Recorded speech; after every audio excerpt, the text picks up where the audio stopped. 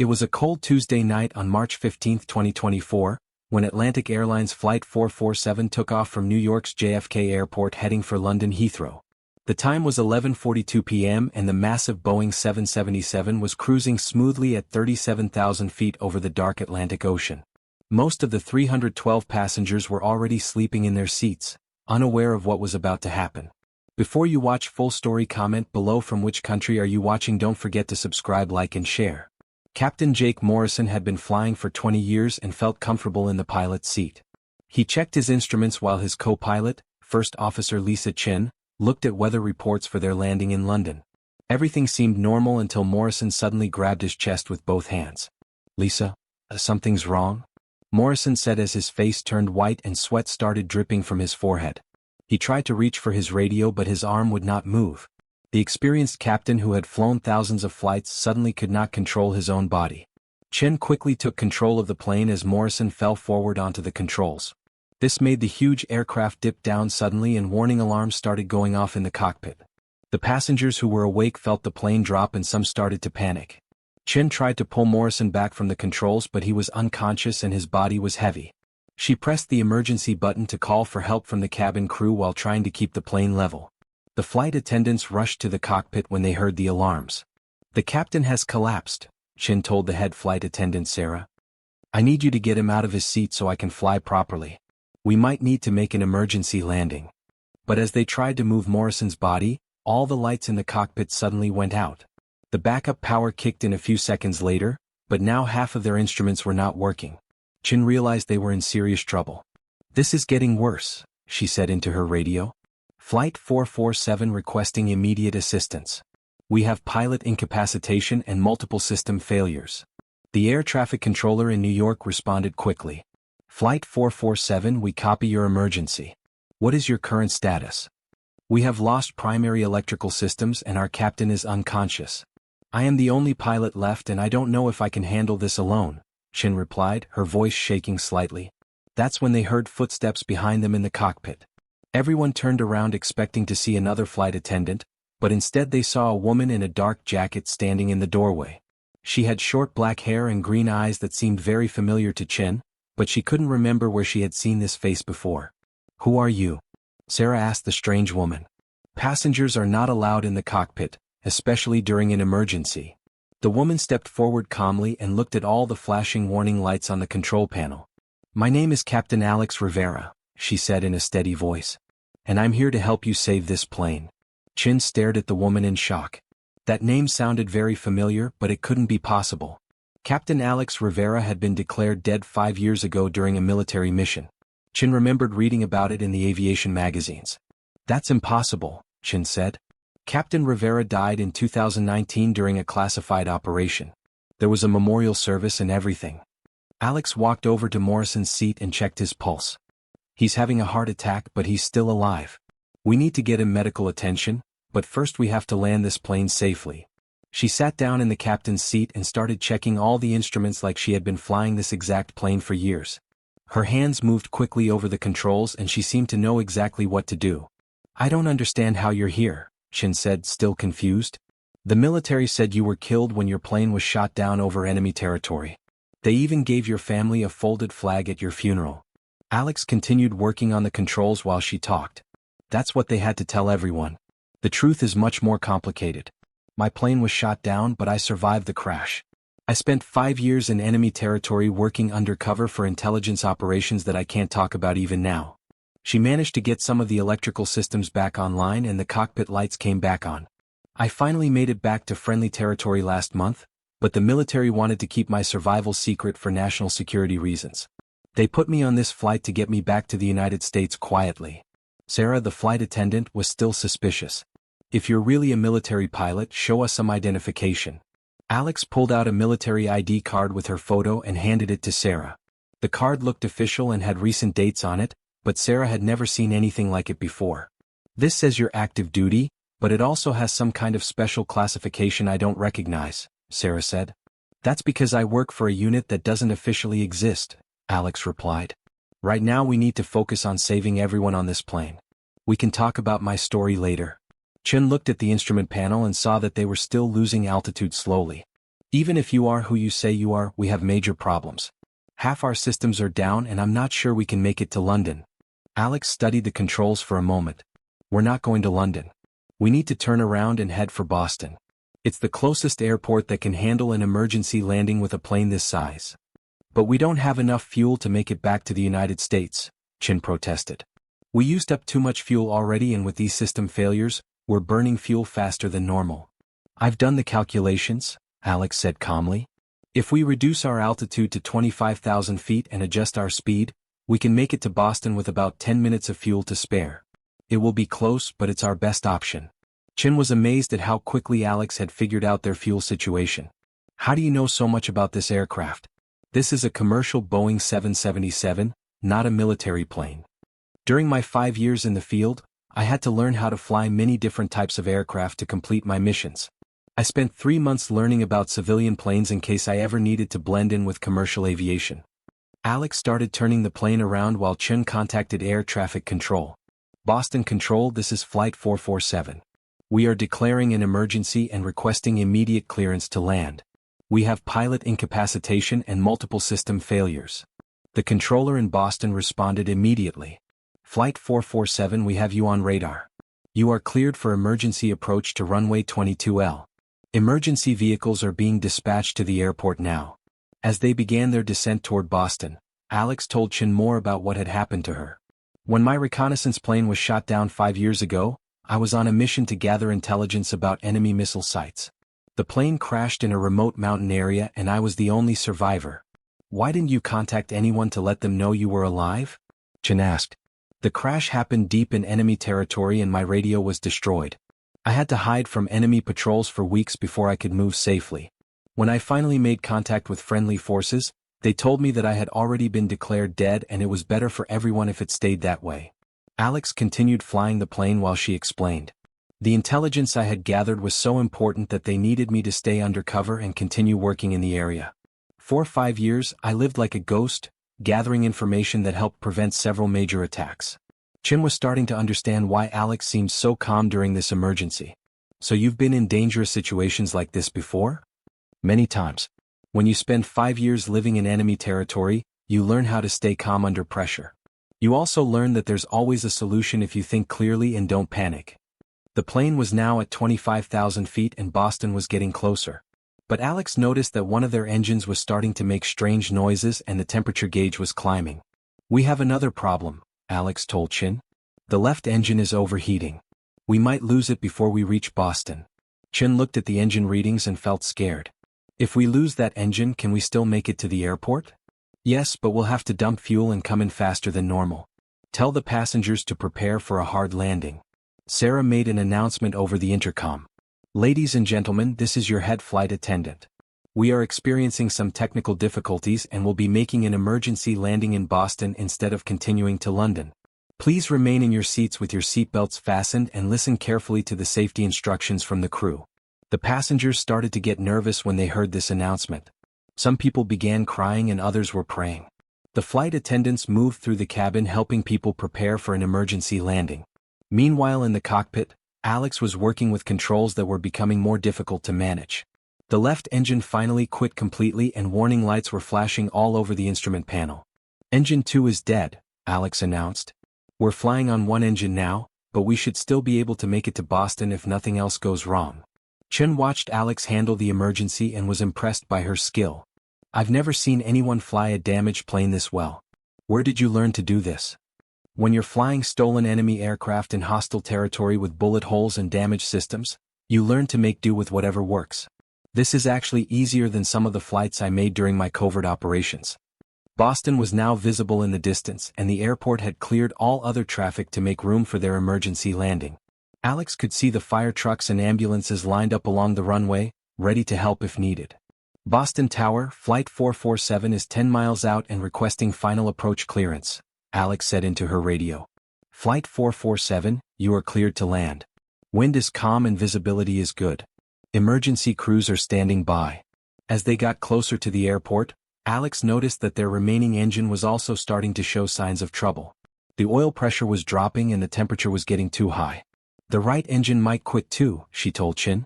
If it does, we'll have to glide the plane to the runway with no power at all. Chin had never been in a situation this dangerous before. Is that even possible with a plane this big? It's been done before. In 2009, Captain Sully landed an Airbus in the Hudson River after both engines failed. Our situation is similar, except we have a runway to aim for instead of water. Just as Alex finished speaking, the right engine made a loud grinding noise and stopped working completely. Now they were flying a 400,000-pound aircraft with no engine power at all, just gliding through the night sky toward Boston Logan Airport. We're committed now, Alex said calmly. No power, no second chances. We either make this runway or we don't. The plane was coming down faster than normal and Alex had to use all her skill to keep it lined up with the runway. Chin watched the altitude drop quickly as the ground got closer and closer. 500 feet, Chin called out as they descended toward the runway. I see the lights, Alex replied, focusing completely on the landing. 300 feet. 200. 100. The plane touched down hard on the runway and bounced twice before Alex managed to get it under control. Without engine power, she had to use the wheel brakes and reverse thrust from the landing systems to slow the heavy aircraft down. The plane rolled down the runway for what seemed like forever before finally coming to a stop just 200 feet from the end. Fire trucks and ambulances immediately surrounded the aircraft as Alex shut down all the remaining systems. Ladies and gentlemen, we have landed safely in Boston, Sarah announced over the intercom. Please remain seated until emergency crews give us permission to evacuate. Chin looked at Alex with amazement. That was incredible. I don't think any other pilot could have saved this plane. We're not done yet, Alex replied. We need to get Captain Morrison to a hospital and make sure all the passengers are okay. Emergency medical teams boarded the plane and immediately began working on Morrison, who was still unconscious but breathing. They carried him off the plane on a stretcher and rushed him to the nearest hospital. The passengers were evacuated safely through the emergency slides and taken to the terminal building where they were given food and hotel rooms while Atlantic Airlines arranged another flight to London. As the last passenger left the plane, Boston Airport security approached Alex with questions. They had been told that she was somehow involved in saving the flight, but her identity was confusing them. Ma'am, we need to see some identification, the security supervisor said. The flight manifest doesn't show anyone named Alex Rivera on board this aircraft. Alex showed them the same military ID card she had shown Sarah earlier. I was traveling under classified orders. You'll need to contact the Pentagon for verification. The supervisor looked at the ID card and made a phone call to his headquarters. After talking for several minutes, he came back with a puzzled expression on his face. This is very unusual, he said. The Pentagon confirms that you are who you say you are, but they also say that according to their records, Captain Alex Rivera has been dead for 5 years. It's complicated, Alex replied. There are things about my situation that I cannot discuss for national security reasons. I'm sure someone from military intelligence will be here soon to explain what they can. Sure enough, 2 men in dark suits arrived at the airport within an hour. They identified themselves as agents from a classified military unit and asked to speak privately with Alex. Chin watched as Alex walked away with the 2 men. She still had so many questions about what had happened and how a supposedly dead pilot had appeared just when they needed her most. The next morning, Chin read in the newspaper that Flight 447 had made an emergency landing due to mechanical problems and pilot illness. There was no mention of Alex Rivera or the fact that someone who had been declared dead had saved over 300 lives. Chin tried to find more information about Alex online, but all the search results just showed old news articles from 2019 about her death during a military mission. It was like the events of last night had never happened. A week later, Chin received a phone call from an unknown number. When she answered, she heard Alex's voice. Lisa, this is Alex. I wanted to thank you for trusting me during the emergency. You helped save a lot of lives that night. Alex, where are you? I tried to find information about you, but everything still says you died 5 years ago. What really happened to you? I can't tell you everything, but I can say that some military operations require people to disappear from official records. For 5 years, I was working deep undercover in places where even the smallest mistake could have started a war. So you're still alive and working for the military? In a way, yes. But Alex Rivera will always be officially dead. The person you met that night doesn't exist in any government database. Chin was confused. Then how did you end up on our flight? I was being transported back to the United States after completing my final mission. The military put me on your flight because they thought it would be safer than using their own aircraft. They had no idea that you would need my help. Will I ever see you again? Probably not. I'm being reassigned to another classified position that will require me to use a different identity. But I want you to know that meeting you and helping save that plane was one of the most rewarding things I've done in 5 years. Chin heard some voices in the background and Alex's tone became more serious. I have to go now. Take care of yourself, Lisa. And if anyone asks about that night, just tell them that you're not sure how you managed to land the plane safely. Sometimes it's better if heroes remain anonymous.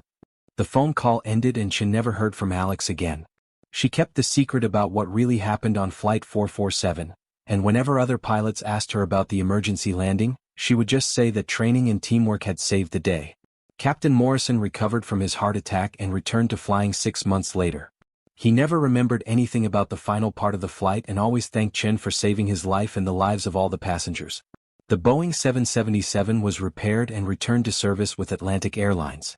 The cause of the electrical failures was never officially determined, but mechanics found evidence that someone with advanced technical knowledge had made temporary repairs to critical systems during the flight. Chin continued flying for Atlantic Airlines and eventually became a captain herself.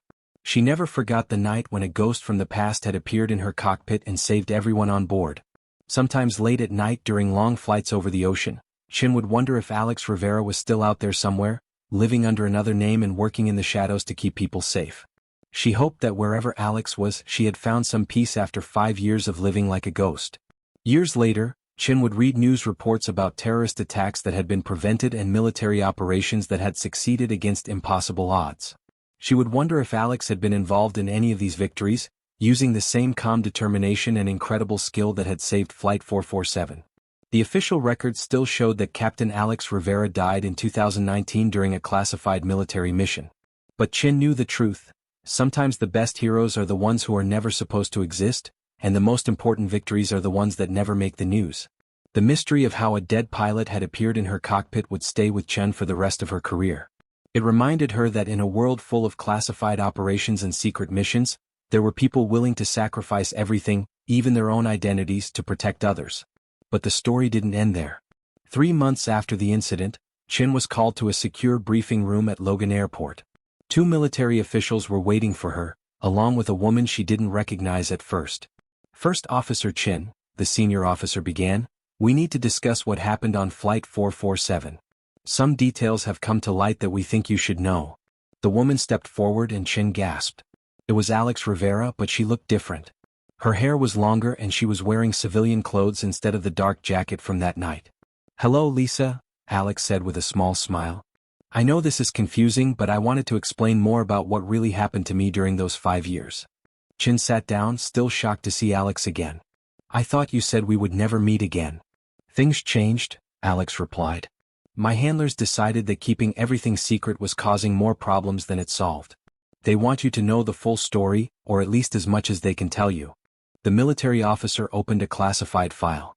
Captain Rivera's mission in 2019 was to infiltrate a terrorist organization that was planning to attack civilian aircraft. When her plane was shot down, she was actually captured by the group she was investigating. Alex continued the story. "They held me prisoner for 6 months, but I managed to escape and then spent the next 4 years living among them, pretending to be a convert to their cause. I gathered intelligence that helped prevent dozens of attacks on airlines around the world. The information Alex provided saved thousands of lives," the officer added. "But we couldn't let anyone know she was alive because it would have compromised ongoing operations and put other agents at risk." Chin was amazed by what she was hearing. "So when you appeared on our flight, you were finally coming home after 5 years undercover?" "Not exactly," Alex said.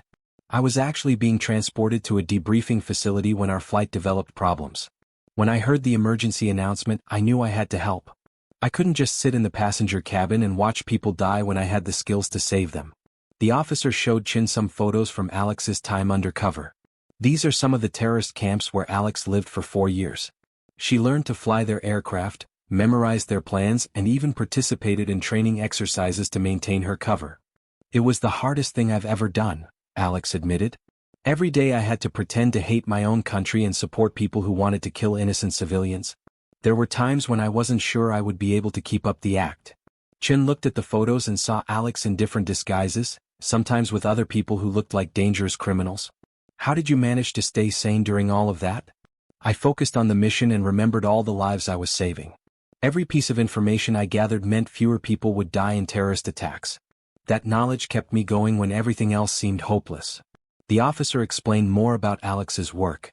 She identified 23 different plots against civilian aircraft and helped us track down the financial networks that were funding these operations.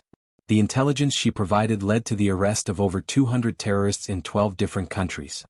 But the most important thing was stopping Operation Skyfall, Alex said.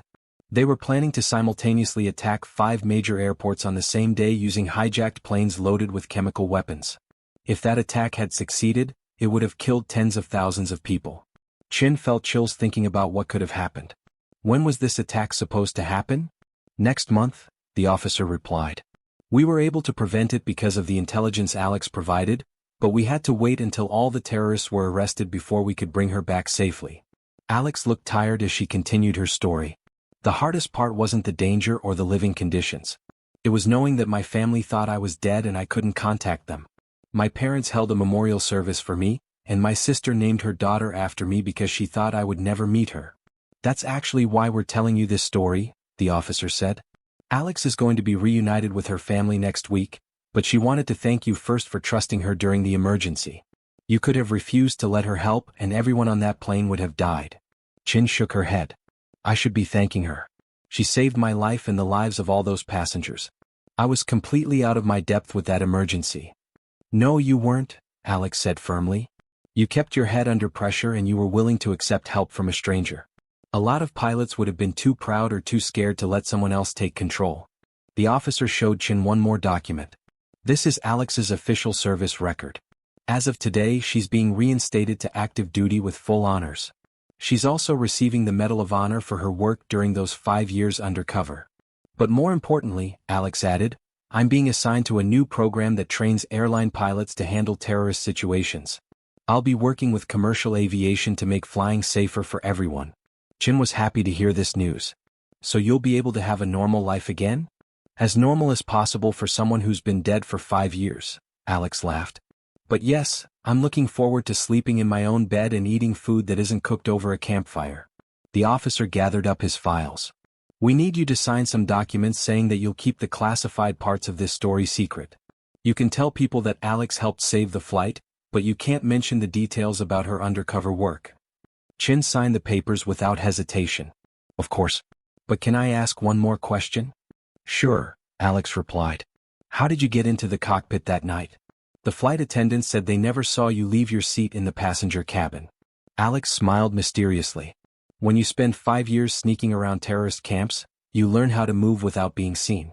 Let's just say that airline security has some weaknesses that I hope to help fix in my new job. After the meeting ended, Alex walked with Chen to the parking lot.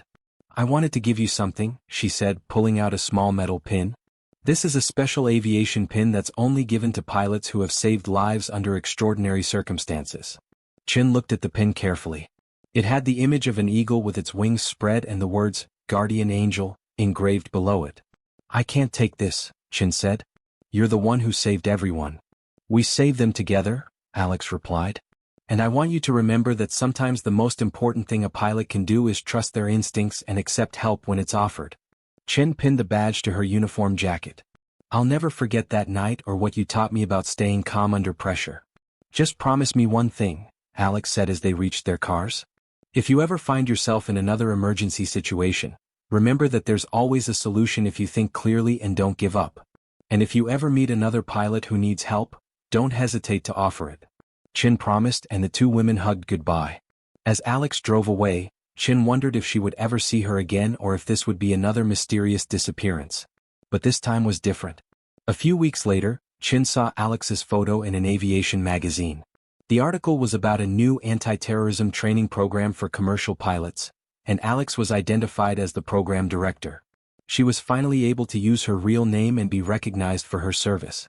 The article mentioned that Captain Rivera had survived a plane crash and spent several years working on classified missions before returning to help improve airline security. It didn't give all the details, but it was enough to let people know that she was alive and continuing to serve her country. Chin cut out the article and kept it in her flight bag as a reminder of the night when a ghost had saved her life. She also started volunteering to help train other pilots in emergency procedures.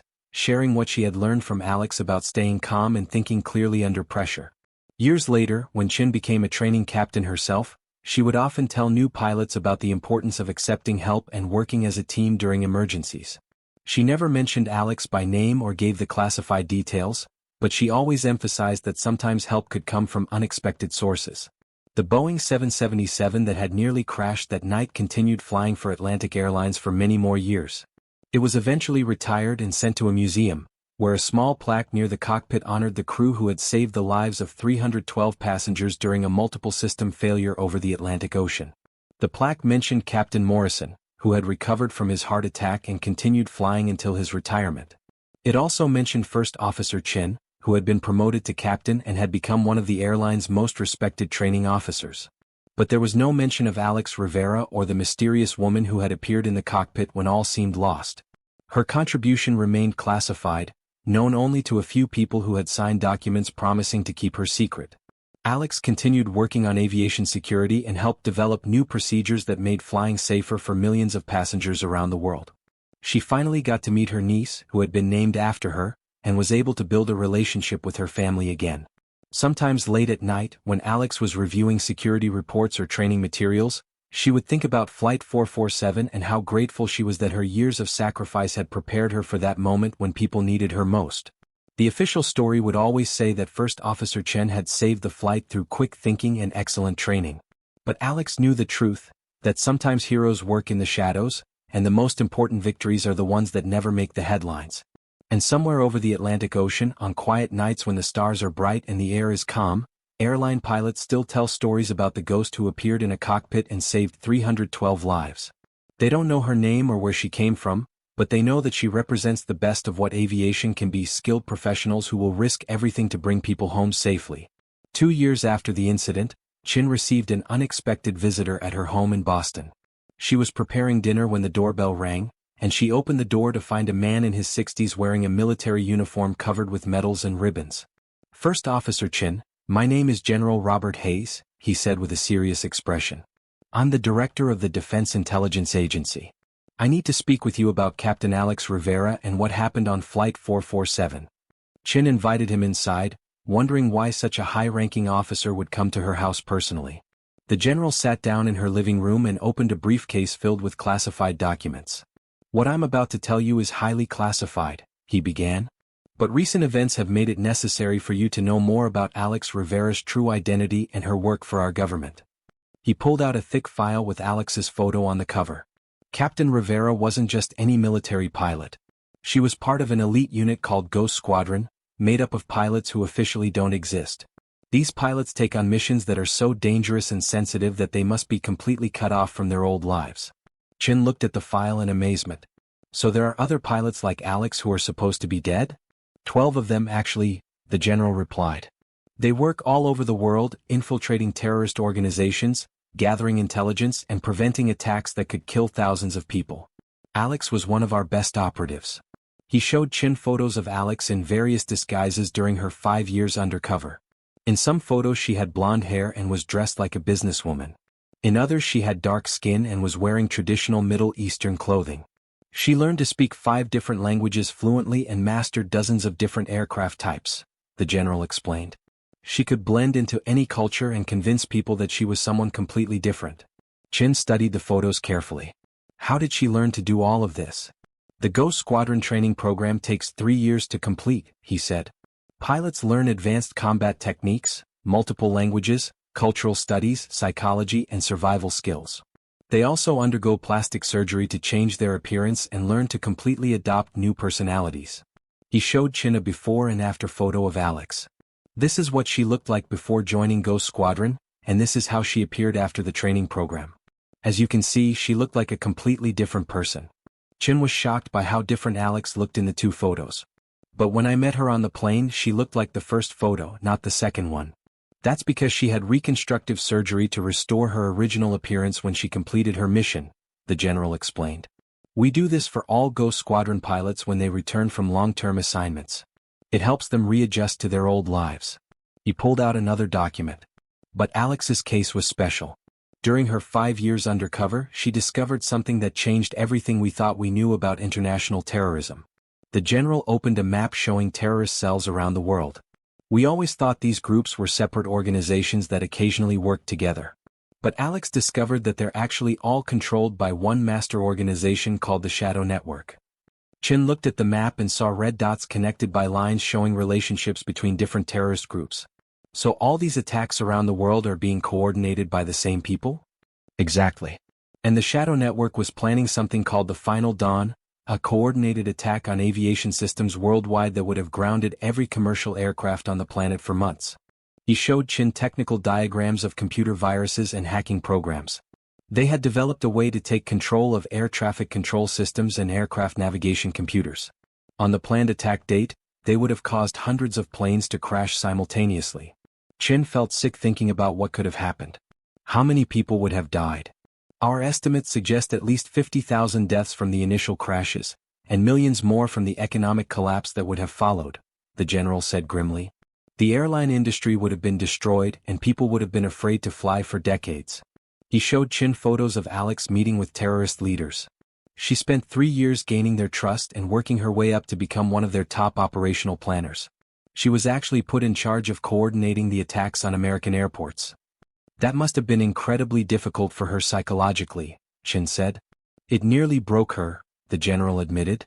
She had to watch these people plan mass murder and pretend to support their goals. She even had to help them with some smaller attacks to maintain her cover, though we always made sure to warn the targets in advance. He pulled out psychological evaluation reports. Alex suffered severe depression and post-traumatic stress during her mission. She was completely isolated from everyone she cared about and had to live every day surrounded by people who wanted to destroy everything she believed in. Chin read some of the reports and saw that Alex had requested to be pulled out of the mission several times, but her handlers had convinced her to stay because she was so close to discovering the Shadow Network's ultimate plan. Why are you telling me all of this? Chin asked. The general's expression became even more serious. Because the Shadow Network discovered that they had been infiltrated. They know that Alex was a spy and they've put out a contract on her life. Every terrorist organization in the world is now looking for her. He showed Chin surveillance photos of suspicious people near Alex's apartment and workplace. We've already intercepted 3 assassination attempts in the past month. We need to move Alex to a secure location, but she's refusing to go into hiding. Why won't she accept protection? Chin asked. She says she's tired of living in the shadows and wants to have a normal life for once. She's also worried that if she disappears again, it will put her family in danger because the terrorists might target them to draw her out. The general closed the file and looked directly at Chin. That's where you come in. Alex trusts you and she values your opinion. We need you to convince her to accept our protection. Chin was surprised by this request. I've only met her a few times. Why would she listen to me? Because you're one of the few people who knows her real story and still treats her like a normal person. Everyone else in her life either thinks she's dead or knows she's a secret agent. You're the only person who just sees her as Alex Rivera, the pilot who helped save your plane. The general gave Chin a secure phone. This will connect you directly to Alex. We need you to call her and arrange a meeting. Try to convince her that going into hiding is the only way to keep everyone safe. Chin took the phone but felt uncertain about getting involved in such a dangerous situation. What if the terrorists find out that I'm helping her? Will they come after me too? We'll provide protection for you and your family, the general assured her. But we need to act quickly. Our intelligence suggests that the Shadow Network is planning a major attack on Alex within the next few days. That evening, Chin called Alex using the secure phone. Alex answered on the first ring as if she had been waiting for the call. Lisa, I was wondering when you would contact me, Alex said. I assume someone from the government has asked you to convince me to disappear again. How did you know? Chin asked. Because they've been trying to get me to go into hiding for weeks and they're running out of options. They probably figured that hearing it from a friend might change my mind. Chin could hear the exhaustion in Alex's voice. Alex, they showed me photos of people who are trying to kill you. This is serious. I know it's serious, but I'm tired of being afraid. For 5 years I lived every day wondering if someone would discover who I really was and kill me. I can't go back to that kind of life. But if you don't hide, they might kill you anyway, Chin pointed out. Maybe, but at least I'll die as myself instead of as some fake identity. I've spent so many years pretending to be other people that I'm not sure I remember who Alex Rivera really is anymore. Chin could hear the pain in Alex's voice and realized how much the years of undercover work had cost her. What if there was another option? Something that would let you stay in your real life but still be safe. I'm listening, Alex said. Chin thought for a moment. What if we could find a way to eliminate the threat instead of just hiding from it? You know more about the shadow network than anyone. Maybe we could use that knowledge to stop them permanently. The government has been trying to destroy the shadow network for decades. What makes you think we could succeed where they've failed? Because they've always been trying to fight from the outside. But you were on the inside. You know how they think and how they operate. Maybe that gives us an advantage they've never had before. Alex was quiet for a long moment. It would be incredibly dangerous. And it would mean going back into that world one more time. But it would also mean that you could finally have a real life when it's over. No more hiding, no more fake identities, no more looking over your shoulder. I'll think about it, Alex said finally. But if we're going to do this, we'll need help from people we can trust completely. The next day, Chin met with Alex and General Hayes at a secure military facility outside Boston. Alex looked tired but determined as she spread out maps and documents on a conference table. I've been thinking about Lisa's idea, Alex began. And I think there might be a way to destroy the shadow network permanently. But it will require taking enormous risks. She pointed to a location on the map. In 2 weeks, the shadow network is holding their annual coordination meeting in a remote compound in Afghanistan. All of their top leaders will be there, including the mysterious figure they call the architect who has been running the organization for over 20 years. General Hayes studied the map. We've known about these meetings for years, but the compound is too heavily defended for a military assault. We've never been able to get close to it. That's because you've been thinking like soldiers, Alex replied. But I'm thinking like a spy. What if we didn't attack the compound? What if we destroyed the organization from within? She pulled out detailed floor plans of the compound. I memorized these layouts during my time undercover. There's a central computer system that controls all of the shadow network's operations worldwide. If we could plant a virus in that system, we could destroy their entire network in one strike. Chin looked at the plans. But how would we get access to that computer system? I would go back undercover one more time, Alex said. They think I'm dead, so they won't be expecting me to show up at their meeting. I could infiltrate the compound and plant the virus. General Hayes shook his head. That's suicide. If they recognize you, they'll kill you immediately. Not if I don't look like myself, Alex replied. She pulled out photos of a woman who looked completely different from the Alex that Chin knew. This is Fatima al-Rashid, a terrorist bomb maker who was killed in Syria last month. She was supposed to attend the meeting, but the shadow network doesn't know she's dead yet. She showed them more photos. With plastic surgery and some training, I could take her place. I know enough about bomb making from my time undercover to convince them that I'm really her. Chin was horrified by the plan. You want to have surgery to look like a dead terrorist? That's insane. It's the only way, Alex insisted. And the surgery would be reversible. After the mission is complete, they could restore my original appearance. General Hayes studied the plan carefully. Even if the infiltration works, how would you escape after planting the virus? The compound will be in chaos once they realize what's happened. Alex pointed to an area near the compound. There's an abandoned airstrip about 5 miles away. If someone could position an aircraft there, I could steal a vehicle and fly out during the confusion. Who would pilot the escape aircraft? The general asked. Alex looked at Chin. Someone I trust completely. Someone who has already proven they can handle impossible situations. Chin realized that Alex was asking her to be part of this dangerous mission. You want me to fly the escape plane? I'm just a commercial pilot. I don't know anything about military operations. You know how to stay calm under pressure and you know how to fly. That's all we need. The escape aircraft would be a simple Cessna, nothing complicated. General Hayes was skeptical. This plan has too many variables. If any part of it goes wrong, both of you will be killed.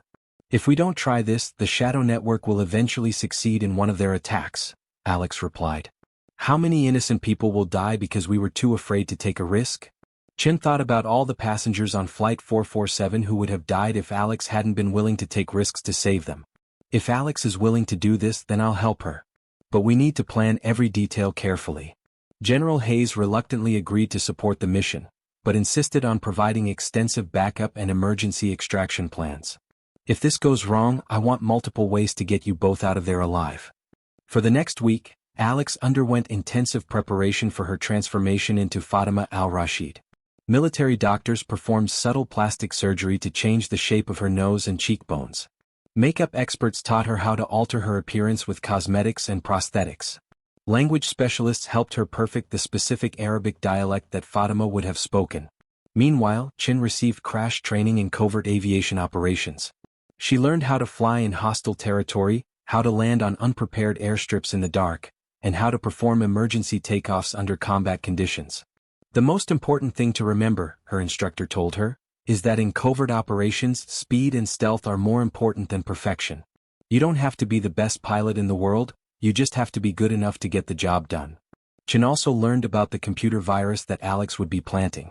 It's called Medusa, a cyber warfare specialist explained. Once it's introduced into the Shadow network system, it will spread to every connected computer worldwide. Within 6 hours, their entire digital infrastructure will be destroyed. The virus was contained in a device that looked like an ordinary USB flash drive. Alex just needs to plug this into any computer that's connected to their network. The virus will do the rest automatically. As the mission date approached, Chin felt more and more nervous about the plan.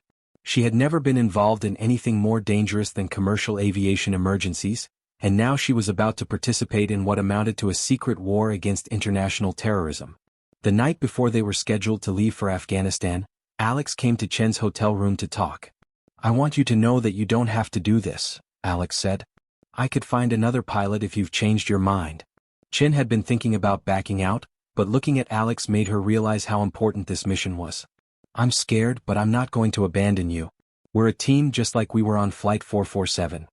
Alex smiled for the first time in weeks. "Thank you. Having you there will make all the difference. I know that no matter what happens, you'll find a way to get us both home safely." They spent the evening going over the mission plan one more time, checking every detail and discussing backup options for different scenarios. Chin had to admit that despite her fears, she was also excited about the opportunity to strike back against the people who had caused so much suffering around the world. "After this is over," Alex said as they finished their planning, "I want to go back to being a normal pilot. No more secret missions, no more fake identities, just flying planes and helping people get where they need to go." "That sounds perfect," Chin replied. "And maybe we could work for the same airline. I think we make a pretty good team." Alex laughed. "I'd like that. It would be nice to have a friend who understands what it's like to risk everything to save people's lives." As they prepared for bed, both women knew that the next few days would determine not only their own fates, but potentially the safety of millions of innocent people around the world. The mission to destroy the Shadow network was about to begin, and there would be no turning back once they crossed into enemy territory.